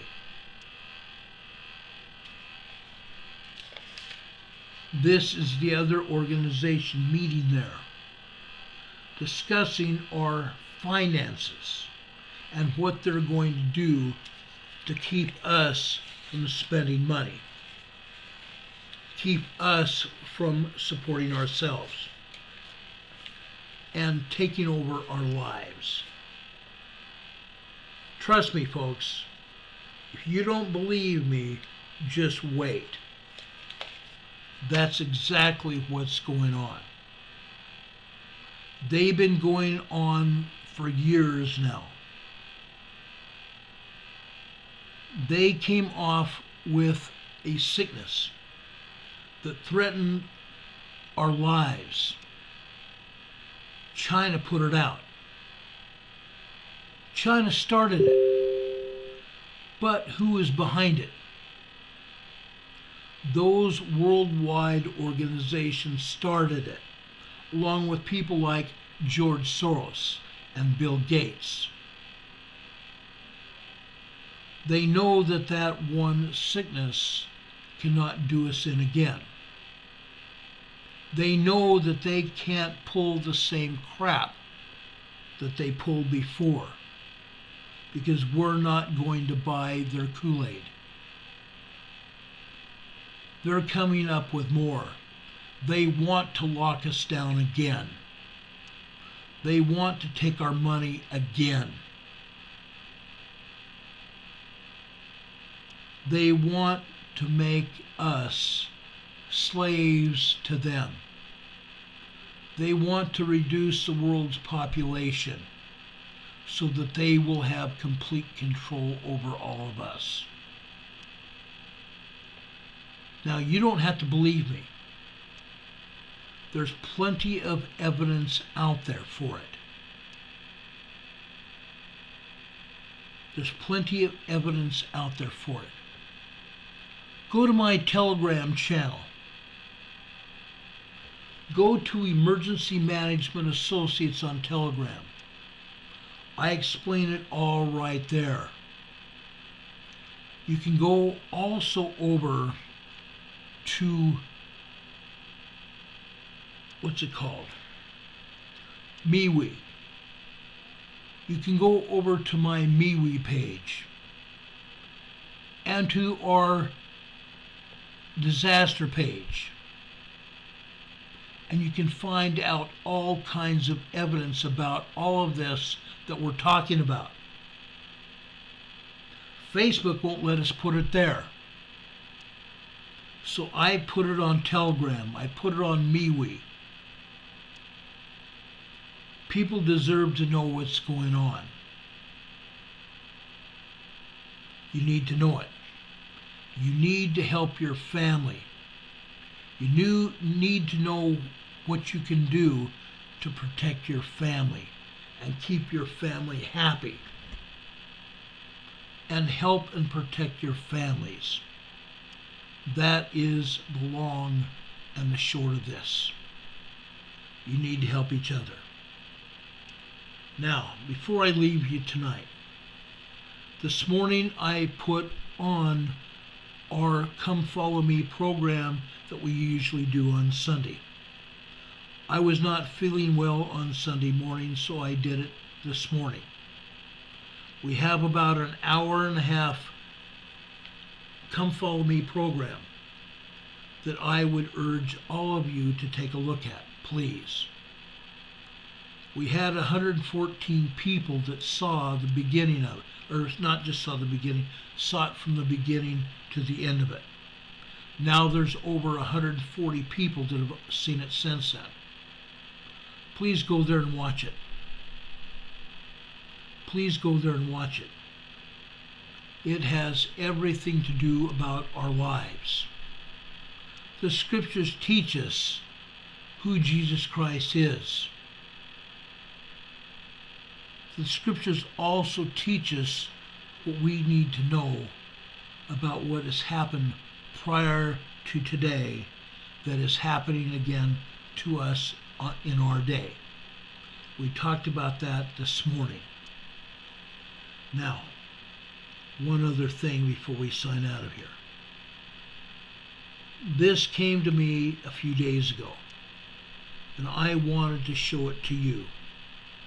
Yes, it looks to be a Christmas message. Each one of us needs to be an innkeeper. Each one of us is an innkeeper who decides if there's room for Jesus. Each one of us needs to decide if there's room for Jesus in our lives. Folks, this quote is from Neil A. Maxwell, who is a friend of mine, an apostle of God. Folks, this is the truth. We need to make sure that we have Jesus Christ in our lives. Okay? Please do that. Linda Covington asked right before I started in on this end of our program, our spiritual thought, which platform is better for getting this info? You might find Facebook. We have a disaster page on Facebook. We also have a disaster page on Maui. I am also putting a great deal of our information on Telegram. A lot of information. A ton of information. If you find me on Telegram, I can point you to other locations on Telegram for even more information. But be advised, it's there. I want to make sure that each one of us follows Christ. That's why I continue to share Christ's message with all of us. I believe it's that important. It's paramount. It's paramount. Don Patoka just put up, preparation is paramount. Part of the preparation is for us to get to know who Jesus Christ is and to share his message and to make sure each one of our family members knows this. And we bring our family members with us. We cannot be saved in the Lord's kingdom by ourselves. Families are important. Families are number one. We can't be saved by ourselves. We need to believe. We need to take responsibility for ourselves and our family. We promised the Lord before we came here that we would do that. We came here with that mission, and we need to complete that mission. Families are forever in the Lord's kingdom. May God be with you. Please share this information with everyone you come in contact with. It's important. YouTube keeps taking this information down. They keep suppressing even this channel. Mark my words. They want everybody to think that nobody is watching this program. But we're showing them they are wrong. Please, if you haven't already done so, please give us a thumbs up before you leave. Please give us a thumbs up before you leave. Also, if you have any questions or comments about this program, please leave them in the comments section after our program is ended. Also, if you want to help support this program, we have our email address where you can send us comments and ideas. Here on our banner here, we have our post office box, P.O. Box 422, Valdese, Valdese, North Carolina. Zip code is 28690. You can also support us with our PayPal and Venmo. We have 2 PayPal locations and a Venmo location just at the bottom of this video in the top of our program description. Also, since I aired seconds of my good friend Gary Franchi's Next News Network, go over and show his program some love. He needs our support as well. YouTube keeps demonetizing him. They've already demonetized me. They make sure he is demonetized. Also, be sure to visit Mark Wages, who talks about solar eruptions on the sun, CMEs. He's a great man and he knows his stuff. Please visit Mark Wages. Also, for your entertainment, go and see my friend Mark Pyers. He has a channel on YouTube again that is called Mark Inspires. Go and watch that program as well. It's full of all kinds of great information. Please do that. I have links to both their channels in our program description here tonight. Folks, I only am sharing this because I love you. I care. I care about you. I care about your families. I care about everybody. Please, folks, share this program far and wide. Make sure you and your family and your extended family are shared with our program. Make sure your neighbors, your friends, your social media contacts, and even the people you work with know about this program, Emergency Management Associates. Share it far and wide, brothers and sisters. I love you, and I thank you for that. Folks, I care.